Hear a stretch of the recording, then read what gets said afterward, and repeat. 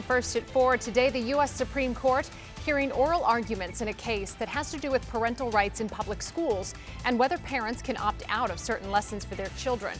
The case centers around LGBTQ+ books being used in the Montgomery County, Maryland public school system. The outcome could reshape what's taught in public schools across the country. Thank you for joining us. I'm Simone D'Alba. Our chief investigative reporter, Eric Flack, was in that courtroom, and judging by the questioning he heard from the justices, the Supreme Court seems poised to side with the parents.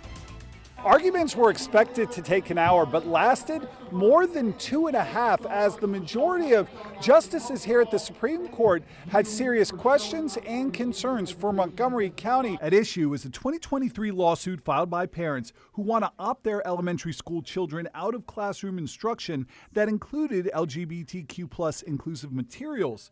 Montgomery County Public Schools originally allowed notification and opt-out options on religious grounds for storybooks discussing gender transitioning, pride parades, and pronoun preferences. But the county abruptly changed its policy, leading to complaints from parents and ultimately Tuesday's Supreme Court showdown. Two lower courts ruled against the parents, finding the mere exposure to LGBTQ+ inclusive books did not violate religious freedom. But Chief Justice John Roberts was among the justices who didn't seem to accept a distinction between exposing students to LGBTQ+ materials and endorsing the message. Counsel, you said that nothing in the policy requires students to affirm what's being taught or what's being presented in the books.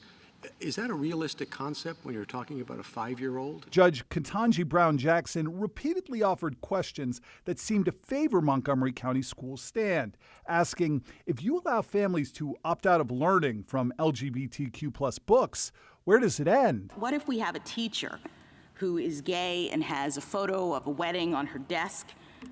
Is a parent able, or could they opt out of having their student be in that classroom? But Justices Samuel Alito and Brett Kavanaugh, a lifelong Montgomery County resident, repeatedly questioned the reasonableness of teaching LGBTQ+ materials to pre-K students. I'm not understanding why it's not feasible. The county had an opt-out, you said. Every other school board in the country has opt-outs for all sorts of things. The county has opt-outs for all sorts of things. The other Maryland counties have opt-outs for all sorts of things. Now, if the justices rule in favor of the parents and give them the right to opt their kids out of these LGBTQ+ readings in elementary schools, it will set a precedent for public schools nationwide. At the Supreme Court, Eric Flack, WUSA 9.